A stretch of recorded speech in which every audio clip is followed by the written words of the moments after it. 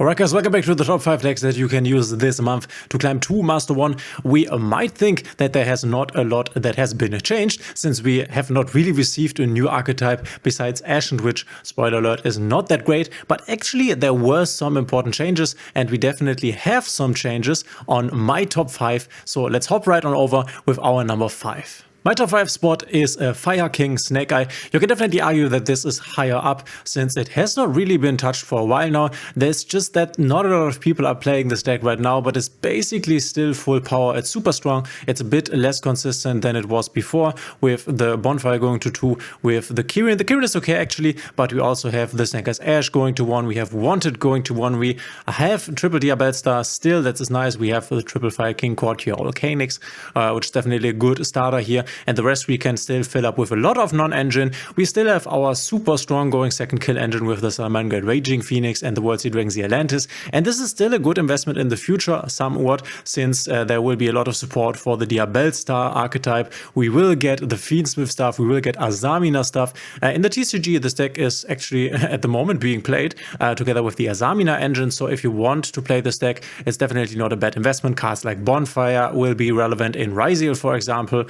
So the time to get this deck is definitely not over. Just keep in mind that obviously the big times of Fire King Snake Eyes are definitely over, but this will be a meta-relevant deck for a while. Super good going first, super strong going second. If you know your combos, you can also find combo guides for every deck that I will show you here in this video on my channel if you want to learn the deck. But my number 5, still extremely strong, Fire King Snake Eyes. My number 4 for this month is Ritual Beast, which this kind of depends on which player we are looking at. A very good player can play this, and it's definitely the best deck in the game, whereas a bad player can play this, not really know all the lines, and then it's not that great. So this being good really depends on the player, which is why a lot of good players really enjoy the deck. You can show your skill, you can really invest in this deck, learn it in depth, and become very good with it. We still have one Dimension Shifter, that's quite nice, a deck that can play the Shifter, even though it's at 1 now, so not that relevant. We have the Protoss line still, even though it's worse since you can only just call fire and expect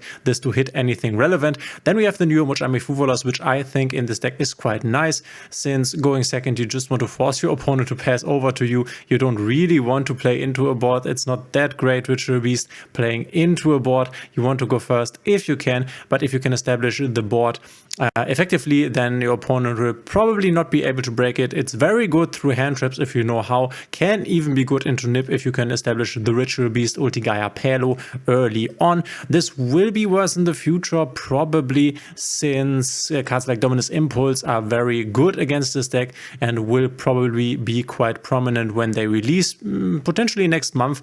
But I think this is a deck that you can definitely grab and invest a lot of time in, and if you can master the deck, this will be very relevant. Obviously you can achieve Master 1 with a lot of decks, but this is one of the strongest if you can master it. We have seen a lot of tops from this in the top 10 Master Duel rankings, in the ranking ladder basically, also in the Duelist Cup. A lot of good people were performing very well with this. You don't even need to play the Protoss package in order to be successful with the deck. So super strong, and my number 4, Ritual Beast. To my own surprise, I will have to put a Tenpai Dragon at number 3. Before I said that I think this is still the best deck in the room, but now after playing a few rounds with it, you definitely notice how it is less consistent, and the problem is that there are not really a lot of cards that you can put in here to make it more consistent. So we definitely play the Fuvolas, and if you have the Purulia, Mulchami Purulia that is, you can also go ahead and put in the Purulia, maybe put out the Ghost Dog and Snow Rabbit. Not a lot of Tenpai players on the ladder. Maybe put out some board breakers, since these mulch armies are just great, forcing your opponent to pass over, and you definitely need the draws now with this new deck. We have lost 2 Chandras, we have lost a field spell, and you will definitely notice this. This deck still works. This deck will also still work with Sengen Kaimen going to 1, which will probably be happening at some point, or maybe the Pydra going to 1. Then this still will work. You can in the future combine this with the Fiendsmith engine and the Bestial engine, Kashtira engine. We have just seen this in the TCG GG popping up and being very successful. I think that good replacements for this deck are Pot of Desires, which can definitely be dangerous, getting rid of some of your one-offs like the Chandra or the Field Spell, but there will be some hands where you just can't play, and then you need your Pot of Desires to be able to maybe play and win the game. So yeah, the situation is definitely worse than before, and definitely worse than I expected.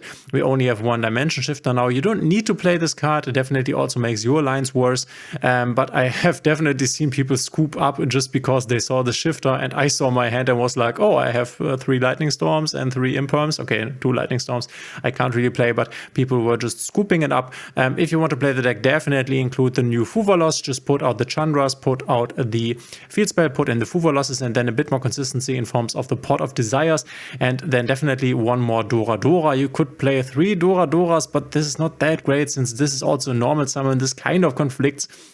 So Dora Dora is not a bad card, but doesn't really solve this consistency issue that Tenpai Dragon now has. And unfortunately, we do not have a Pot of Prosperity, we do not have Terraforming, which would make this way better. What you could think about is putting in another Field Spell and then playing this Field Spell swap card.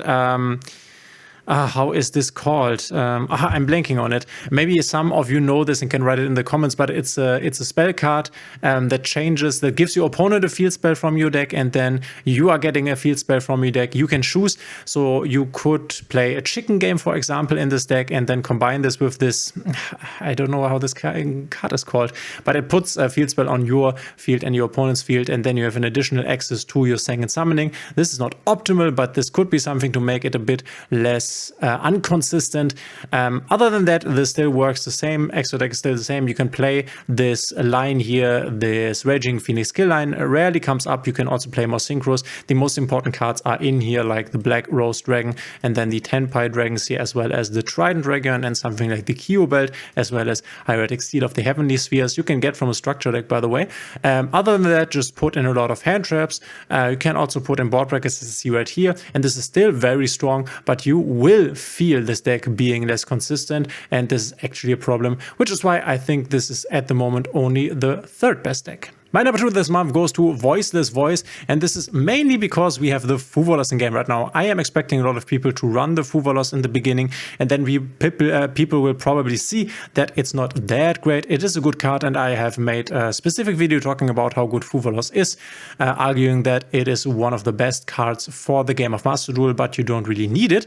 Go check that video out in the top right corner, very interesting. I'm also very interested in your opinion on the matter, so let me know in the comments on the other video if you are so inclined. So because of Fuvalos, because a lot of people will play a lot of Fuvaloses, I think Voiceless Voice is quite nice since it isn't really affected by Fuvalos. If a lot of people will go ahead and play not Purulia, but Purulia, then we would have a different scenario here, because Purulia is quite nice against Voiceless Voice. We are summoning from hand a lot, but I do not really think that a lot of people will be on the Purulia, but on the Fuvalos, which is why until the point that Fuvalos will see a drop in popularity, Voiceless Voice is definitely a very, very nice deck. It's also kind of nice into Tenpai, and you will still see Tenpai on the ladder a lot. Bystials are not really in the format right now, which is one of Voiceless Voice's biggest enemies. So this is a good time to play Voiceless Voice. This deck will probably fall off when we get the Fiendsmith stuff, just because Fiendsmith is so much better than the Voiceless engine. So enjoy your time with Voiceless, since it is very strong at the moment. We have also seen this in the Duelist Cup and the top 10 rating duel lists. So enjoy your Voiceless Voice. This was very expensive, so go ahead and play it. Very good right now. And my number 2. And then for number 1, I have Yubel here. This is not only because we have the Varudras now, which makes the end board better. Varudras is definitely not the big new thing for Yubel, even though it makes the deck better. Fiendsmith will be way more impactful for Yubel Fiendsmith, so this is still a very good deck to invest into, especially with Fiendsmith probably coming out in February. Then again, this deck will probably be the most popular this month. Varudras will bring it back in popularity. This was one of the best decks, was my place 2, my second best deck for a few months now behind Tenpai. So it is just natural that this is now the best deck, especially with the Varudras being added. I think Fuvalos is a nice card in here, since you want your opponent to pass. You are not that great playing into an established board, which is why you want more Maxis, if you want to call it that. Your going first matchup is quite nice, is quite consistent, which is why you can afford these bricks if you go first, the Fuvaloses. If you want more consistency, you can up the Piri Rice maps, since this can get you to your Samsara Lotus starter, or also to your, oh no, this is a level 2, but Samsara Lotus would be the better starter anyway. So if you want more consistency, bump down the hand traps, bump up the Piri Rice maps, and then this will be even more consistent. I think this is, from a consistency perspective, an okay deck. You have very strong combo with the Nightmare Throne into the Varudras, even stronger end board now that was already pretty hard to break. So Yubel still has it, is still very untouched. We'll definitely see a lot more hits in the future. I think we will see Phantom of Yubel going to 1, and this will hurt the deck a lot, in my opinion. We will have to see how they will deal with the, basically with the, how do you call it, the Dark Beckoning Beast engine. I think for now nothing will happen to this, but Phantom of Yubel will probably be the next thing. Maybe the Throne would be nice, since this is also an ultra and the best card in the game to start. Yubel definitely the time to shine right now, and a good investment, since Fiendsmith will only make this deck better, and probably will arrive with us in the next month. So Yubel, my number 1 for this month. But now I'm very interested in your opinion. What do you think of this list? Do you think there is any important deck missing? Do you think Ashen is the best deck? Let me know in the comments. Maybe you're a bit crazy, but that's okay. I hope you enjoyed this video. If you liked it, please consider subscribing, hitting a thumbs up and the notification bell, and we will see each other in the next one.